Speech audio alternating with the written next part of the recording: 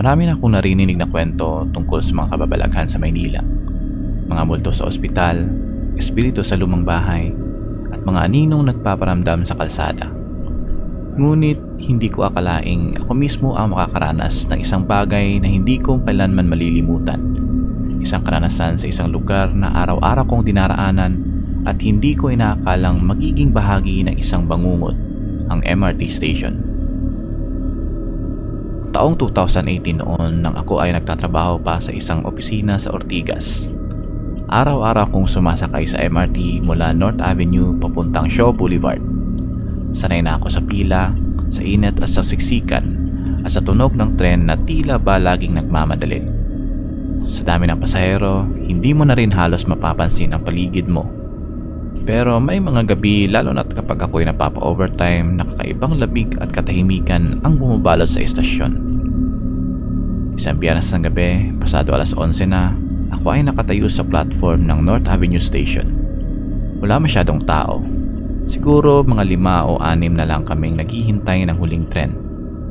Napansin kong parang mas madilim ang mga ilaw kesa dati.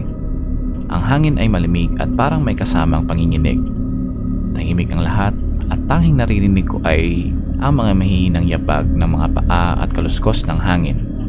Sa di malamang dahilan, nagsimulang bumilis ang tibok ng puso ko. Tumigil ang isang tren sa harap namin. Bumukas ang pinto, ngunit walang bumaba. Sumakay ako at umupo malapit sa dulo ng bagon. Wala pang 10 kaming sakay, tumingin-tingin ako sa paligid at napansin kong parang may taong nakatayo sa kabilang dulo ng bagon. Hindi sila gumagalaw. Akala ko mga pasahero rin. Pero may kakaiba sa kanila. Nakatayo lamang sila. Hindi mo maiinag ang muka at tila babalot ng usok o aninong madilim ang kanilang katawan. Nilingon ko ang lalaking nakaupo sa tapat ko upang tanungin kung napapansin din ba niya ang mga taong yon. Ngunit wala akong nakita. Wala na pala akong katapat. Ako lang pala ang nasa bahaging yon ng tren. Nilingon ko muli ang dulo ng bagon. Wala na rin doon ang mga anino. Parang napapanaginipan ko lang. Nanginginig ng kamay ko habang hawak ang bag ko. Pinilit kong wag magpanik. Habang umaandar ang tren, pakiramdam ko'y may malamig na hininga sa batok ko. Parang may nakatayo sa likod ko. Pero ayokong lingunin. Hindi ko kayang makita kung ano man yon. Pinikit ko na lang ang mga mata ko at umusal ng dasal sa isip. Ilang minuto lang, ngunit parang isang buong oras ang paglalakbay mula North Avenue hanggang Shaw. Pagbaba ko sa Shaw Boulevard Station, halos tumakbo ako palabas. Tiningnan ko ang tren habang papalayo ito at sa huling bagon, nakita ko muli ang mga anino. Nakatayo sila, nakatitig sa akin. Hindi gumagalaw. Hindi ko alam kung ilusyon lang o talagang naroon sila. Mula noon, tuwing napapa-overtime ako, pilit ko nang iniiwasan ang MRT. Mas pinili ko pang mag-taxi kahit mahal o minsan ay maglakad na lang ng malayo. Pero hindi doon natatapos ang karanasan ko. Isang linggo ang lumipas, umuwi ako ng maaga, alas 8 ng gabi. Mas maraming tao sa estasyon. Naisip ko baka ligtas na. Sumakay ako ng tren at sa gitnang bahagi ng bagon ako ay naupo. Wala akong pinansin. Naka-headphones ako at nakayuko habang nagbabasa ng chat messages. Pero nang tumaas ang ulo ko, nakita kong may babae sa dulo ng bagon. Puting-puti ang suot niya. Nakatalikod siya sa lahat. Ang buhok niya ay mahaba, tuwid at halos abot bewang. Nasa loob kami ng bagon. Mabilis ang takbo ng tren pero para bang hindi siya natitinag. Wala rin siyang kasama. Nilingon ko ang mga pasahero, walang nagre-react, walang tumitingin sa kanya. Parang ako lang ang nakakakita sa kanya.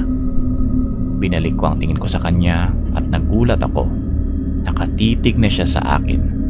Walang ekspresyon ng muka, maputla, parang wax.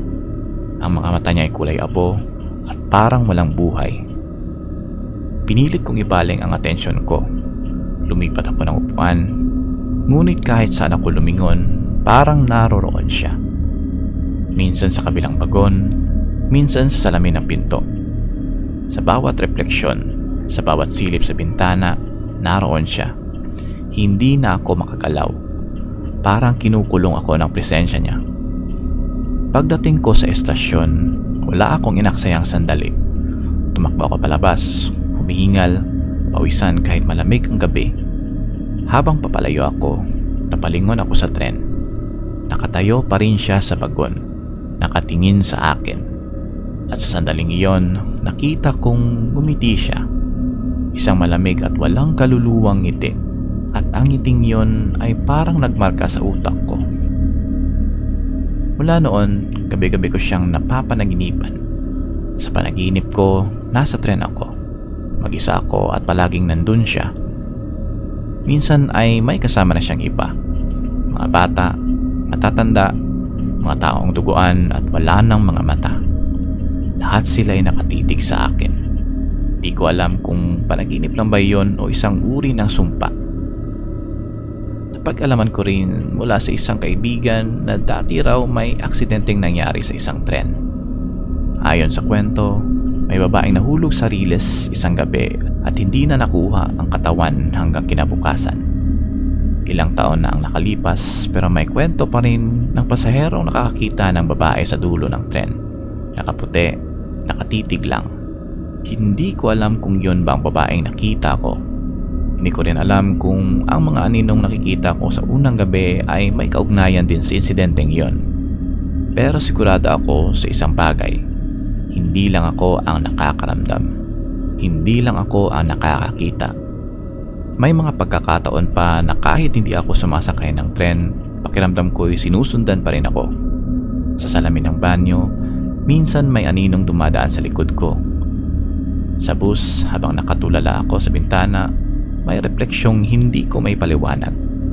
Minsan, sa gitna ng katahimikan, may naririnig akong tunog ng tren, kahit wala namang riles sa paligid. Lumipas ang mga buwan, pilit kong kinakalimutan ang karanasan ko. Pero paano mo makakalimutan ang isang bagay na pilit nagpaparamdam?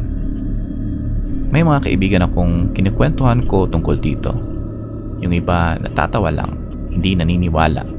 Pero may isang kasamahan ko sa trabaho ang tahimik lang habang kinikwento ko. Pagkatapos ko magsalita, sinabi niyang may nararamdaman din daw siya minsan. Hindi man niya nakikita ang babaeng nakaputi, pero may nararamdaman daw siyang malamig na kamay na dumapos sa balikat niya habang sumasakay sa tren. Wala raw tao sa likod niya noon. Doon ko naisip na hindi ako nag-iisa. May mga espiritong hindi matahimik. May mga kaluluwang naiwan sa pagitan ng biyahe at kamatayan. At ang MRT, isang lugar na daan ng libo-libong tao araw-araw, ay tila naging tahanan na rin ng mga nilalang na hindi na natin nakikita, maliban kung sila ay may gusto.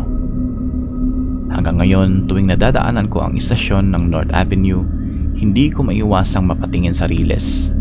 Parang may bumubulong sa akin. Parang may mga matang nakatingin mula sa dilim. Sa ilalim ng tunog ng tren at yabag ng mga paa, may isa pang maingay na naroon.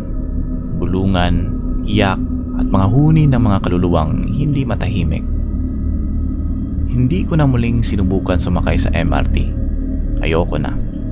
Mas pinili kong gumising ng mas maaga. Umuwi ng mas maaga kahit nakakapagod. Sapagkat sa bawat biyahe sa tren, hindi mo alam kung sino ang kasama mo. Hindi mo alam kung ang katabing pasahero ay isa ring nilalang na katulad mo o isang kaluluwang naglalakbay pa rin sa daan na hindi na dapat sa kanya. At kung sakaling mararamdaman mong may malamig na hangin na dumaan sa batok mo habang nasa tren ka o may matang nakatitig sa iyo mula sa dulo ng bagon, huwag ka nang lumingon dahil baka hindi ka na nila hayaang makalabas. Baka maging isa ka na rin sa kanila. Ang tren ay hihinto, bababa ang mga pasahero, pero ang multo mananatili, naghihintay, nakatitig, nag-aabang sa susunod na sasakay.